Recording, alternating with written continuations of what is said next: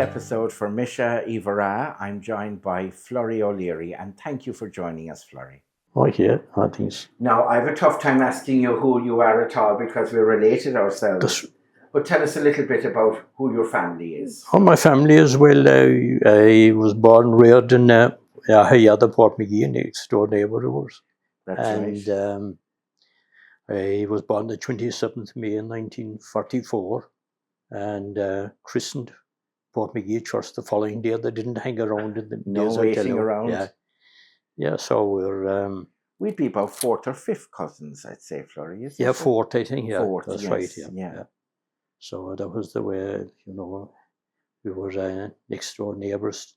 2 houses joined in together. That's right. And from there on, I suppose, we lived there together for about, I don't know how many, I suppose 8 or 9 years. Mm-hmm. Yeah, together. Then we moved into another house a small bit further on, and there on in 1955 we built the new house. Oh, very good. Yeah, we had at the time it was kind of hard to get the money and things, but my mother decided she'd look for a Gaeltacht grant. She was very good at the Irish, very good. Yes. So anyway, the man that she was telling us all be aware of when the man from the Gaeltacht called around. Yes. Leave it to me, clear the lot with my father as well. So. By gosh, was good at the Irish. I saw your man anyway. After a while, talking Irish, she was getting the better of him. So he packed it up. He went back to the English and finished off like that. So we got the grant anyway. Built a new house in 1955. That's one thing I did not know about your mom. Now she was McCarthy. She was McCarthy from back from behind, about half a mile behind the Port McGee village. Near the small island as you go to the Skelligs there. Yes. Yeah. Near the seashore. Oh, right. Yeah. So anyway, that was it then. I was going to school, I suppose, to Imlock National School. And what teacher did you have? My teacher was Mrs. Frances Butler. Yeah, the strange thing about it, she taught my mother as well in the Port McGee school. My goodness. And then she taught most of us anyway for... I remember first when I started school, she was coming a pony and trap. That's right. And the big fellows, as we'd call them, the lads in the 6th class, would tackle the pony, and her pony would go up Patsy Murphy's field, and she'd there, put the trap in, and same way in the evening at 3 o'clock. Warm. Some evenings she'd be going very early because some of the bigger lads went out to attend to someone. They'd put up the clock, and they would shift the hands of the clock. Oh, yes. We'd be quick going home half an hour earlier. She'd be wondering when she got home how she was home so early in the evening. The horse was fast. Yeah, exactly. And how would you go to school then? The old road? Yeah, we'd go the old road along, because it was quieter and safer as well. We used to like going that way anyway because... it was... it's a beautiful walk. Yeah, it was a lovely walk. Yes. Across the river and things like that. It was a lovely walk, yeah. So we'd be going to school then with all our neighbours, like the McGills, the Granvilles, all them. They were big families as well. There were 9 of us in family. So in the Corcorans, Capawee, Jim Spillane, they'd be coming down. You'd be all meeting. Yeah, that's right. The 2 knots from Markhurst and Corcorans, all those. My goodness. How many would be in the school, Florie? There'd be, I think, roughly around 30, 35, I think. She was teaching around for a good while, and then she decided that give her another teacher. So we had another younger teacher then, Margaret Hickey. She came from Castle Island, so she was there for a few years then again, and she got her job teaching out in Ballinskelligs. Oh, and where would she stay then, Florie? First of all, the first year she was there, she stayed in John C. Driscoll's, next door to the school. Oh, perfect. Yeah, she stayed with John C. Driscoll. But then, after a while, she had other friends, teachers in Ballinskelligs. So she got, they were all staying together in the house by themselves out at Barry's Cross. Yes. Here, they looked more school. So there were other teachers there. Yeah. So then she used to have to cycle, from Barry's Cross all the way down the mountain and, to the school. And up again. And back again. Yes, That was tough. Because, you kind of think, I suppose growing up, you thought back in the 40s and the 50s, everybody who was there stayed there, but you had people coming and going, and you know. And yourself, then you went to England. Tell us about the beet. Well, the beet factory. Well, the sugar beet. I suppose it started off the great Napoleon that invented sugar beet way back in years back, and in England, then there were 17 sugar beet factories in England. Wow. And one in Scotland at that time, like, you know. So anyway, you see the beet campaign, it started about the end of September and finished around the middle of the January. That'd be about the run of it. But often the time you'd get a good crop of beet and they'd take it maybe out to the middle of February. Like, yes. You know, that was, and the beet is like a mangle, really. Exactly. Yes. It's like you know, it is harder than the mangle. It is very hard. Like, you know, if it fell down your toe or anything, you'd know about it. No. So the farmers, they'd bring it in, and that you know, it had come through they'd have the weighbridge and things. And the first of all, that'd be taken out of every lorry of sugar beet coming in. There'd be a sample taken. All right. So to be taken to the laboratory, and like, you know, then they'd be paid the percentage of sugar that would be in the beet. Oh, wow. So to be tipped into the thing that call it, some places that call it, and silo, more places they used to call it flumes. All right. So down into this kind of a sloped up along the sides, and then there was this channel underneath to be about 2 foot deep and 2 foot wide, and to be washed into the factory then with the pressure of water to drive it in. Wow. And then there was a suction pipe that had soaked it up, and to go right up into the beet washer to be washed there, and then to go along an elevator straight up to the top of the factory to go up to, they call it the knife station there, for to be sliced.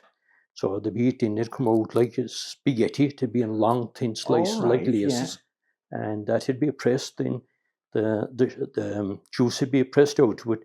So it's the juice that makes the sugar. All right. So that's an end product then. That's it. Yeah. And then there'd be 3 different things in it. There'd be sugar, there'd be molasses, and there'd be beet pulp. Yes. So the juice then it'd be made into to go along through so much piping and things like that. It'd go through filters as well. Yes. They used to call them the big presses and the small presses. They were like big cloths and things. So it'd be go through them and it'd be strained, like, you know. Yes, and that'd be really clean. Exactly. And all that. That's right. Taken out with. Yeah. But when they start going to getting syrupy, then going to sugar to go brown first. Oh, sugar coal. And to be spinned then, and to go back through again, and that put chemicals through it to whiten it. So then to come through the white spinners.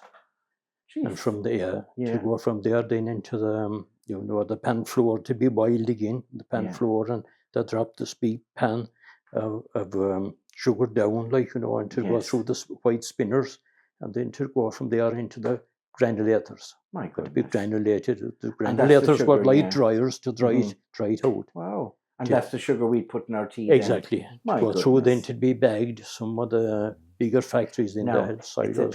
It's a bit weird me asking about your family, Florie, because you are related and grew up next door to me. But tell us anyway. Tell us about your family. The packaging plant. Yeah. So it is going to 2-pound bags and things like that, like, you know, packages. And the heavier, you know, the heavier sugar then they're going to bags to be either the Regattas, Florie. You have a great interest in Regattas. Tell us a little bit about that. You know, 10-stone bags, or could be 16-stone bags if it was going abroad, if it was exported. The railways? Going, exactly, that'd be to go off. And Florie, how did a man from Portmagee railway trucks or in anything the heart take of it to the Cahersiveen? docks? And can you remember any of the places that the factories were in? Oh, I do, of course, yeah. Tell us about the beet as well, because that has been mentioned before. And you were working on the beet. In Lincolnshire. Lincolnshire now, it'd be the biggest county in England for sugar beet. There were 3 factories there. There were Bray, Barney and Spalding. All right, so Iron Mike actually won the bicycle race. Tell us a little bit more about Iron Mike. Campaigns in Bray, and then I spent another 5 campaigns in Nottinghamshire. And I spent 2 in Filstead. Filstead would be close to London, like, you know. Yeah. Tell us about the jet. And what age were you when you went over first? Yeah, well, I was 18. 18 I was when I went over first, like, yes, you know. yes, yeah. And any Paddy, of the my changes, brother, was what there. Changes have went you in seen 1960. in Cahersiveen or Iveragh? John then and my father went in. They decided they're going 1961. And what would be your hopes for Cahersiveen in the future? 1962. My mother didn't like the idea of going at all because all the other ones were young. I'd be the oldest. It was a great filter, I suppose, around the place. Yeah. So she was kind of alone. She didn't want to let me go at all. Yes. Of course, once I got it into my head at all. Of course, you know.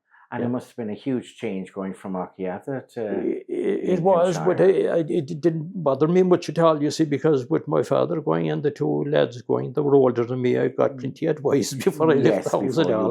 What to do and how to... And would they know the people working there? Would they come back? Oh, they would, of course, yeah, they would, They would, especially from Kerry. Most of the shore beet workers would be from Kerry. All right, yeah. They'd be all from around now, from Cahersiveen town here. Yes. Village, you know, Skellig, you know, all them places around. And then Drummond. If a man wanted to, he'd be back in January, then... Well, he would, of course. It was very handy for people like, you know, because there was at least you were guaranteed a job, like. Yes. And to pay your way over, they take it out about wages, all right. Yes. But like you were free fare home, didn't like, you know, that if we obey things, and that'd be causing trouble. Get a free fare home after. Discharged with honour or whatever. Exactly. Yeah.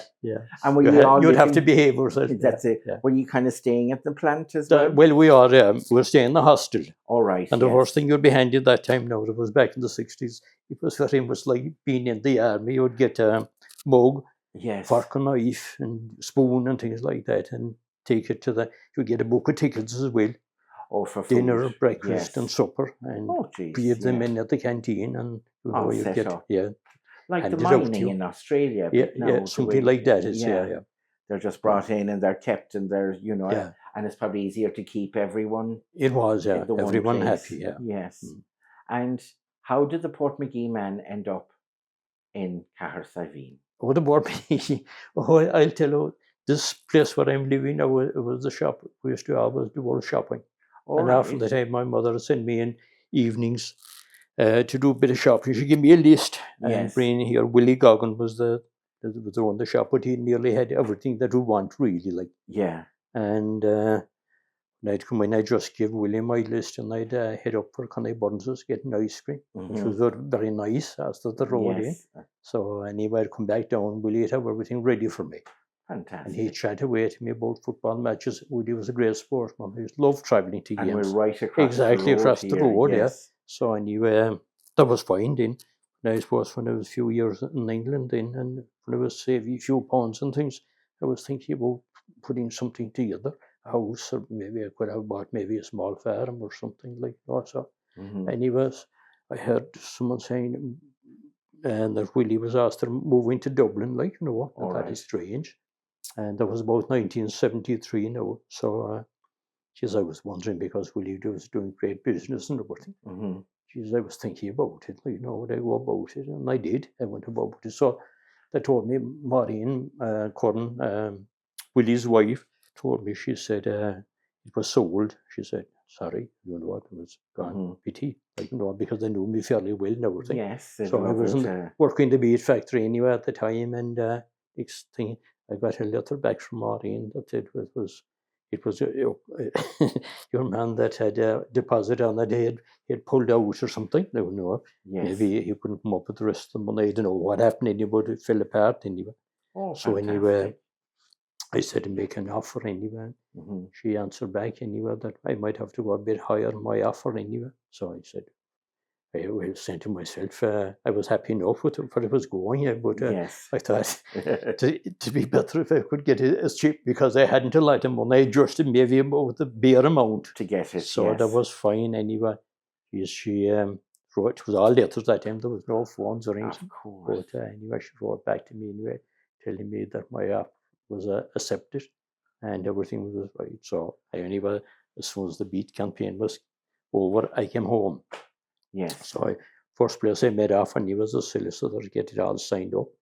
And I had just about, I had enough only to pay for the house and to pay for John Clifford's, the solicitor's fees. Course, yes. But I was £100 for the stamp duty.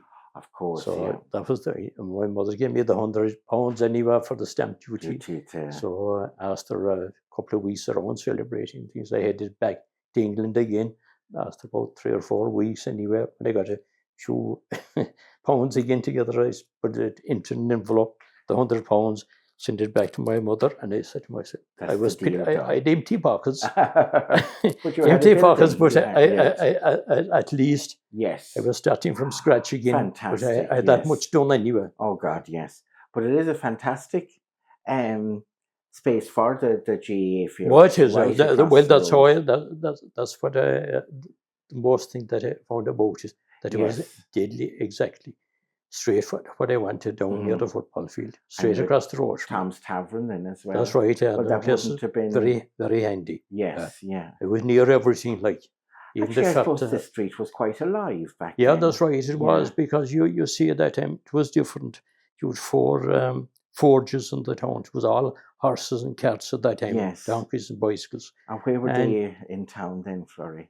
The forges, is it? Yeah. Well, there was one, the ones that I know now, there was one up, as you go down, for the penal churches. It was Keating down there. And then there was Murphy the Smith, Neely Murphy the Smith, and his father. Neely's father was from Cork. Neely was born in the Bronx in New York. His father was from Cork. And they came home, and Neely's father set up, the business, the blacksmith. Of course, it was all horses at the time. Yes. And, there were 2 blacksmiths as well, but I don't know. I wouldn't have known them as well as the other 2. The ones you know. Yeah. But anyway, because even around that time, like, my father, he used to bring reels of turf from our own place back to town to sell them, and every 3 weeks the horse would need a new set of shoes. Like, so it was perfect to do it in town then when you're in and out. Exactly, it was indeed. The whole time, And of course, you remember my own dad's forge. I do, of course, in later days, like, from now, the Smiths were gone. He had a great interest on it, like, he was a great friend of Neely's, and but he had interest on it himself anyway. He used to show the horses as well for the, all the local horses that were back around Portmagee and around all the neighbours, like. Yes, he'd keep them all, and he'd make the harness in the That's winter. right, he was, often, like, we'd often be blowing the billis for him, and the sound of the ambulance still in my ears. Oh God, yes, and the bang, and the smell then of the that's right, the hooves that ridden them on. Yes, in the older days, they'd have to.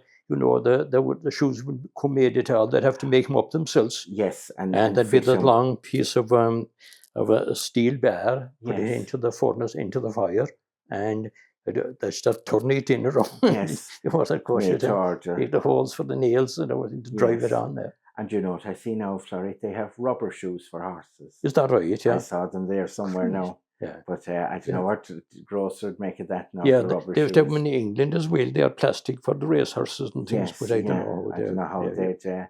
But you were talking there one morning to me about the jet. Yeah, the jet. That's right. The jet. Your father had the horse used to love. Again, what would you say, a wild type of horse anyway. Didn't like white horses at all. Yes, he was. So he had the jet anyway, and the jet was a flyer altogether. So that's why he called him the jet, because he brought him back that's the time the first jet planes came in, like, planes, the jets came in, because when the jets came in, you see the big tail astrum in the sky, like, So he was going so fast, that's how he christened him the jet. Yes. So anyway, of course, he'd be galloping under the trap, going to the mass, to the mission, the ranting, like, he'd be trying to hold galloping, but he loved passing all the other horses out. Oh, sure, of course, yeah. So he decided then Neely Murphy used to shoe him and bring him into Neely. So Neely was a great horseman altogether. So Neely said, why don't you put him in for the races? So I had him in for a couple of weeks anyway, and give him oats and everything. Geez, he was going out to his skin.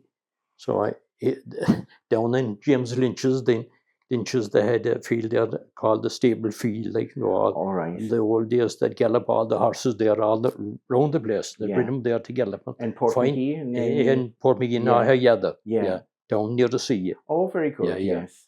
And And that just so anyway, he asked Neely to come out, Neely Murphy to gallop the horse for him. Yes. So Neely came out anyway and gave him a good gallop around the field. All right, went very well with him. And Neely knew him anyway from showing him and things. He knew he was a bit wild, but he was a great horseman, no bother to him. Yes. So anyway, after Neely come off the horse, I heard him saying to your dad, he said he was recommending a lighter jockey. He said, John, he'd be 2 stone lighter than me. He said, he'd have a better advantage, like, you know. So anyway, John, anyway, and your grandfather, Tom, they decided anyway, no, that they'd have, forget about the weight. Yes. Neely was their man, and that was it. That was so it. Neely did ride him in Rain Rusheen, and he ran a great race. Like, you know, maybe the bit of weight, all right, tailed in the end, like, you know, but he rode a great race with him at fantastic. Sure. And but back to the horses. Then everybody that came to town probably had a horse. They had, yeah. And all horses coming to the town. That's how there were so many blacksmiths and everything. And even the town was probably made, the street was wider then as well. Oh, it was, forest, yeah. That's right, yeah. Well, they'd be tied down to the, you know, the poles out in the street, like, you know, some of the yards as well. They'd be tied down. They'd take him out from under the cart, tie him between the settler, you know, the settler and the wheel. Yes. Once they'd be put on, they'd be tied down there. They might give him a, you know, bring him in here or something like that. Let him be chewing away if it was. Keep him going. That was it. Had a lot to do. Donkeys and horses were all the whole lot. God, it was just. I've asked a few people now, what are the biggest changes you've seen in Cahersiveen over your life, calling to it and being from it? Is there a difference now? Before we go on to that, is there a difference coming into town and living in town? Oh no, I wouldn't find any difference at all. Yeah. I love living in the town, to be honest about it. Although I wouldn't mind, I'd be happy enough. The country, I wouldn't mind where I'd be, to be honest about it. Yes, wherever you are. But it suits me grand. The only thing about it, I suppose, about the town, that you're, you know, if you're living in the town, you're near everything, really. That's it. Credit union, the bank, the church, everything you want, like, you know. There, even to go up to the doctors or anything, it's only a nice walk up the street from you, like. That's the same way if you want to see a football match across the road, like, you could nearly hear it without going to it. Often the time I could look out the window from the attic upstairs and I'd see the game. That pay for view. That's right, yeah. The same when near the river going down to the Regattas or anything. Oh, sure, of course, yes, you have down and see everything. So what are the biggest changes you've seen in Cahersiveen? Well, the biggest changes, I suppose, is, you see, when we joined, I suppose, the European Union, all the small businesses went to the, like, they all completely went all of a sudden, like, all the small shops went. You had so many tailors, you had so many dressmakers, you had so many confectioners, you had all those small businesses, like harness makers, all them take it. All those houses all along out, I suppose, as far as Josie Keating's, they were all, every one of them were all small business places. Yes. Yeah. The whole lot. And everyone had their trade. They had, like, there's a jewellery shop there across the road. There's a fellow there by the name of John Joe Hennessy. He had a jewellery shop there for, you know, for Marions, and now I think they're doing it up in the moment. John Paul Conwell is doing a job. That was the jewellery shop. John Joe Hennessy used to do clocks and all that things. What was his connection to Portmagee? He was related to Patsy Moran. Patsy Moran, there was, I couldn't say I know what was the relation, but I know Patsy Moran anyway. I know it was his sister married to Patsy Moran, or maybe he's like not his sister, maybe his aunt or his mother. Yes, there was some connection though, because because he used to live out there, like, you know, Patsy Moran somewhere there along, and you know, went to the town then. But he was a very good man, like, so the announcing on the regattas and things like that, like, you know, very popular man around the place, like, you know, because that's the first place when I used to come to the town. With, you know, with my mother doing a bit of shopping or anything like that, to be always going to John Joe Hennessy's for the clock or something, and in the modern stores then more in the town as well, you know, them days, like, you know, go to modern stores for if you want to clothes or anything like that, like, you know, to be up the town there now. I'm not quite sure now where it would be, but it'd be up somewhere, you know, where the you know, for the apartments are there, you know, along as you go down to Aldi's that way. Along there, because see, it's changed now. Yeah, that's right, it is. Well, it might be nearer down to the town here as well. Yes. I'm not quite sure. Yes. But you have so many, I suppose, restaurants and things that will, chefs and things like that have Mars and those places. Sure, every building yeah, you say, that's every right, house yeah. had some. Yeah, that's right, yeah.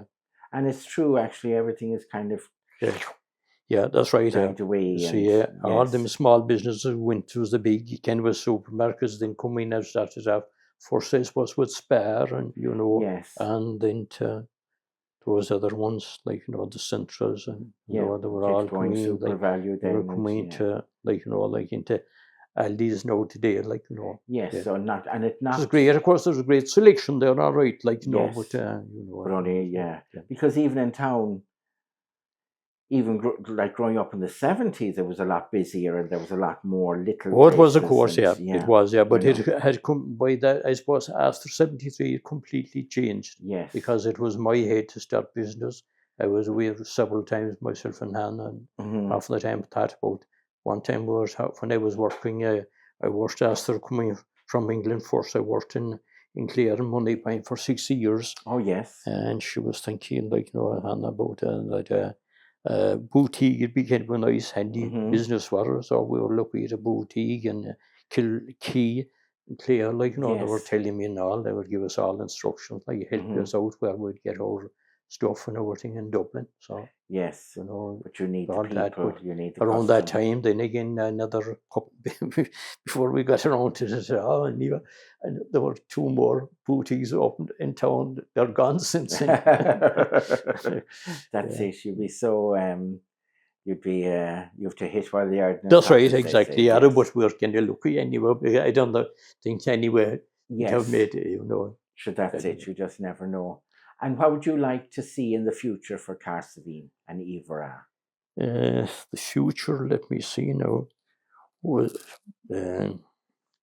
well, for the one thing that I like to see anyway, and I'm delighted is the Greenway, because it's a great, it is lovely to even if we walk along with yourself anyway. Yes, but for tourists and everything to come. Yes, to come. I'd say, like, that.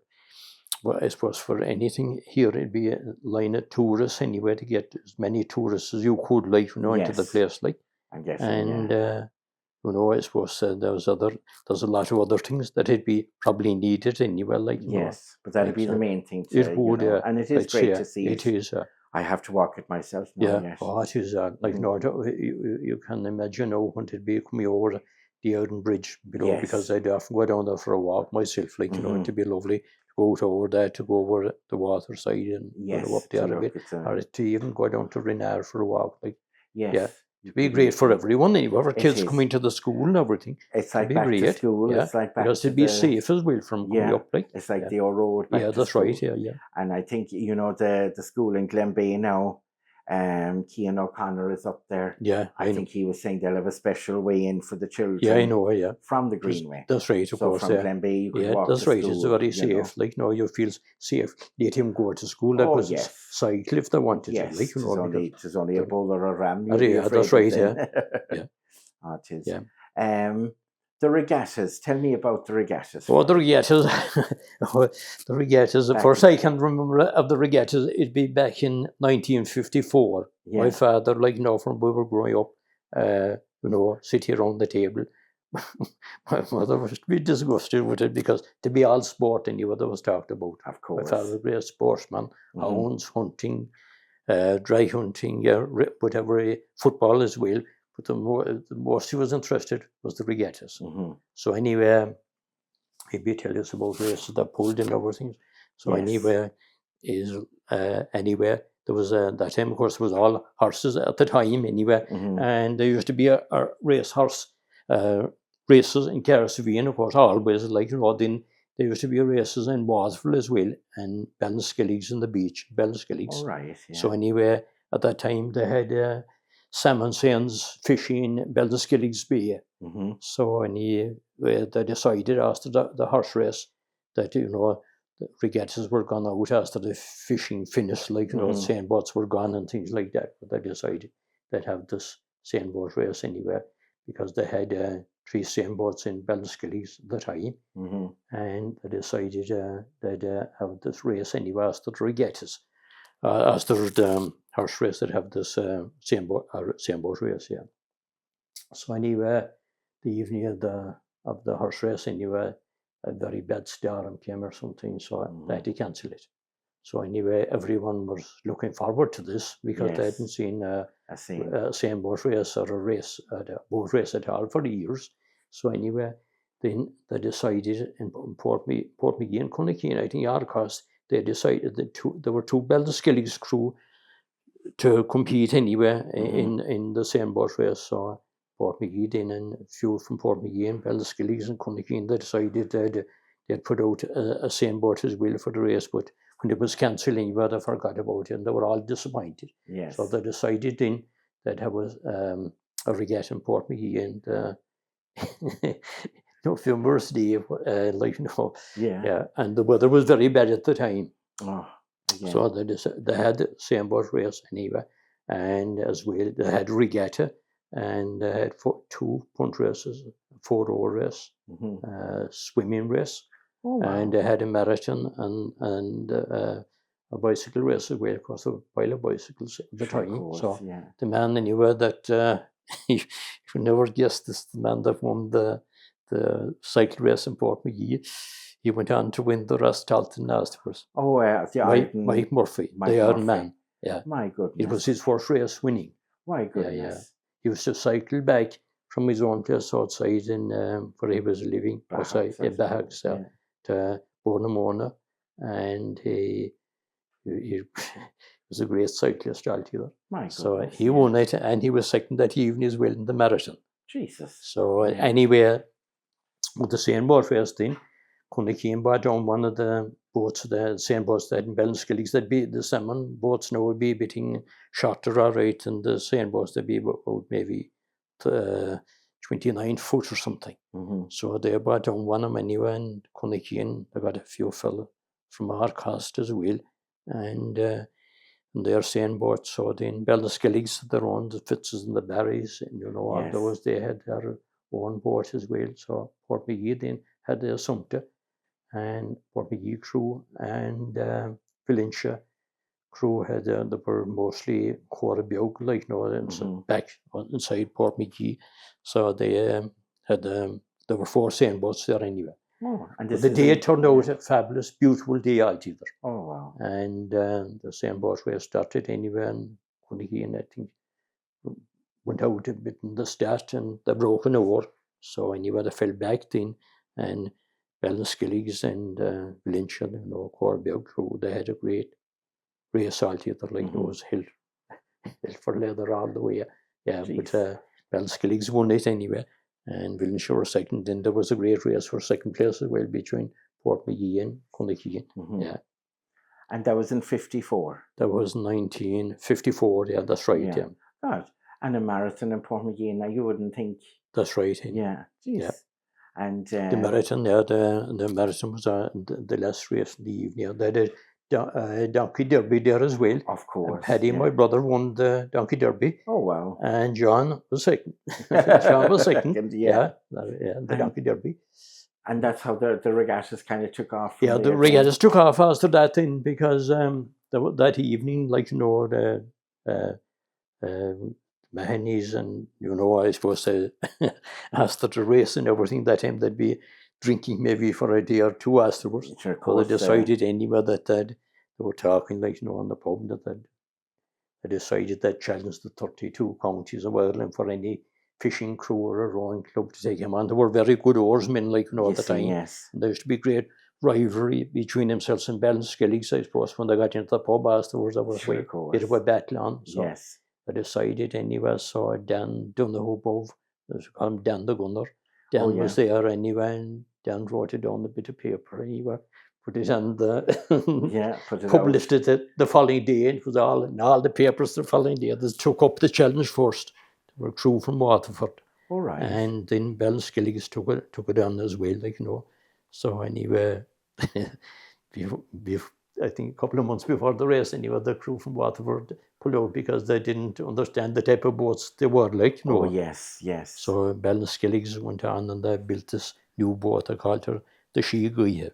Shiguia. Which would mean, you know, yourself were The fairly good at fairy the wind, Irish, the yes. fairy wind. Yeah. But she was a beautiful boat altogether, the Shiguia. Everyone went to see the Shiguia. I don't think people realise, or maybe they do, well, people that are into it, that the boats nearly have personalities themselves. Yeah.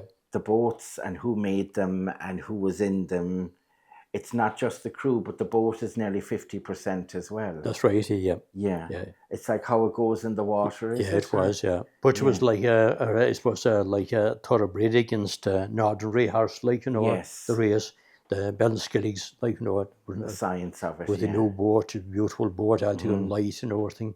They won the race pretty easily, like, you know, so. He's, in fairness now to our cause, to the Mahonys, and, you know, all the oarsmen as well, the Connells and the Sullivans and Paddy Murphy and those that they said nothing. They said, we'll have to have, you know, take him on. We'll have to build a boat that'll be every bit as good, if not better. And then there's this another one. Yeah. And I built this boat. So they said, anyone that build here, what they do, they were getting old at the time, that they'd call the boat our national anthem.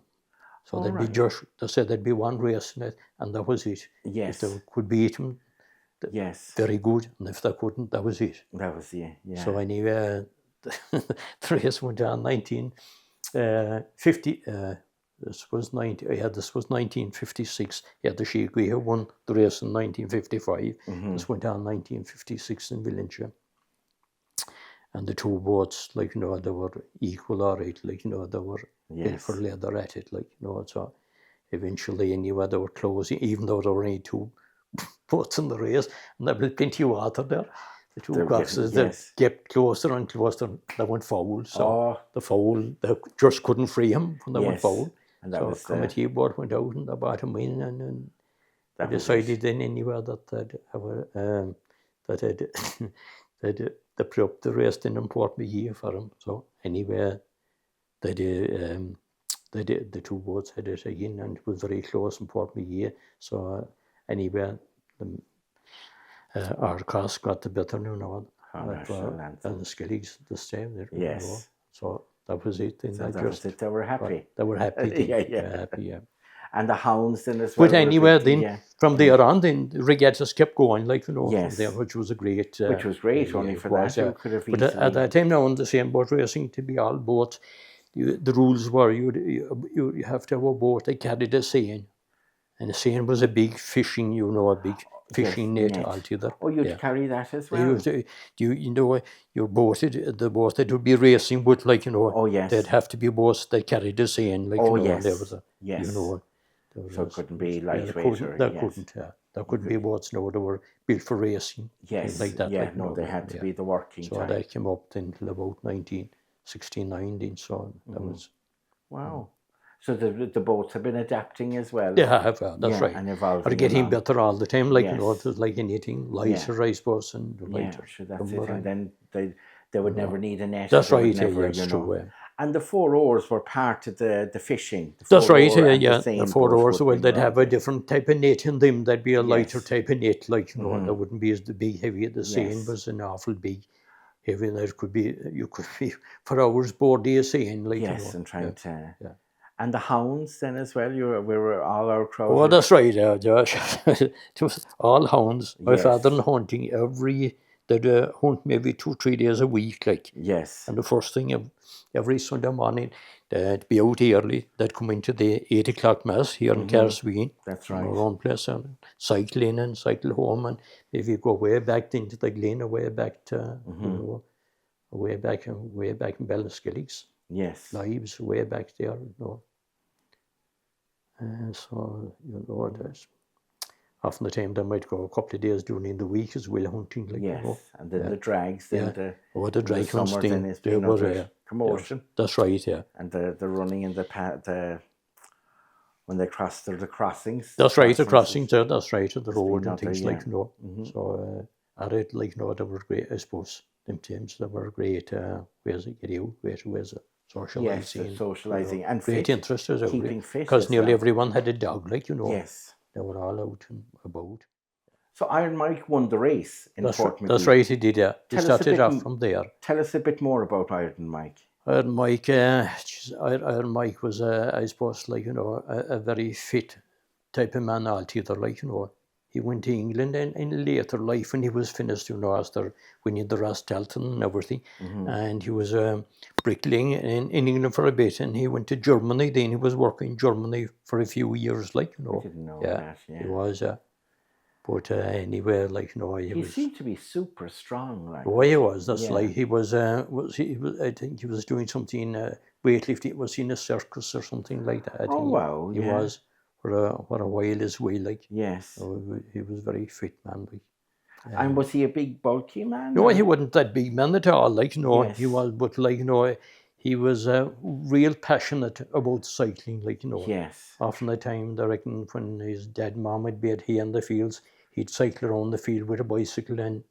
take off, like, I could go see him anywhere, like, My goodness, yeah, he just loved But it was, I suppose, like, it was great see him because he was a real legend around here, an icon, like, Yeah. I seen him myself in the Ross Moon one time, like, and, the when the passing along with the speakers and that they were saying, give a cheer to Steel Murphy, like, Yes, yes. Oh, yeah. He was passing, he was passing out, cheer on Steel Murphy. Yes.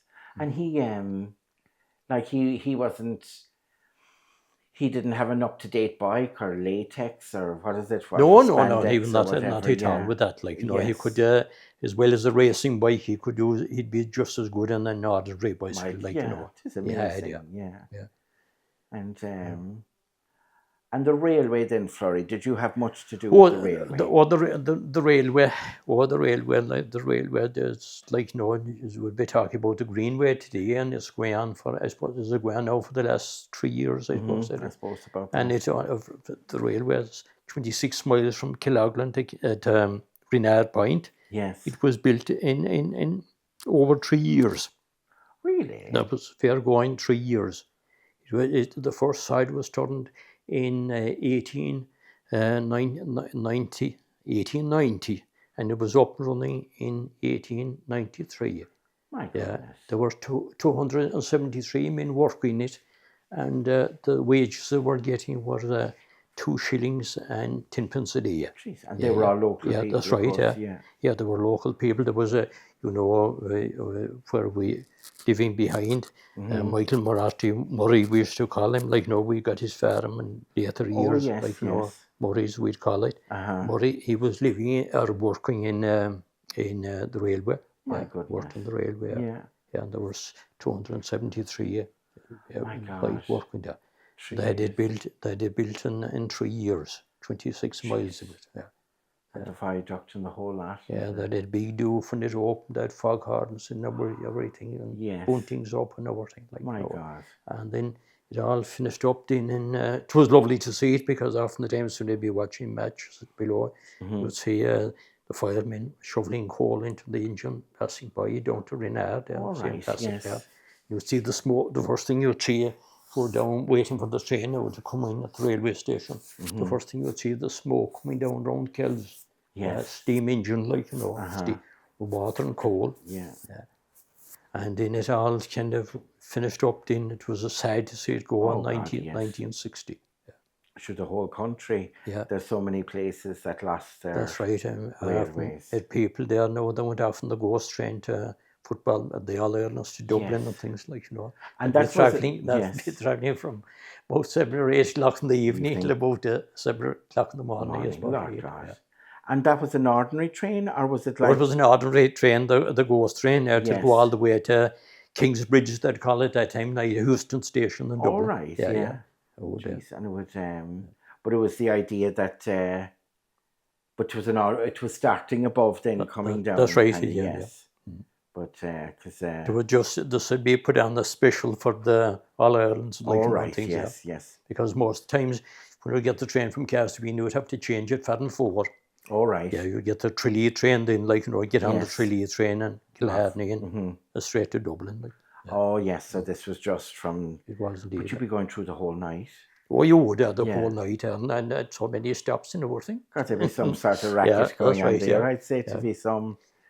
To get to hear that there's more stories about that. Right, and carrying they'd be carrying stuff with them as well, like, you know, sandwiches and whatever. The whole lot of the refreshments. Yeah, that's right. Yeah. Well, Florie, thank you so much for our chat. Oh, you're welcome. No problem at all. It was again, and we might come lovely back talking to you.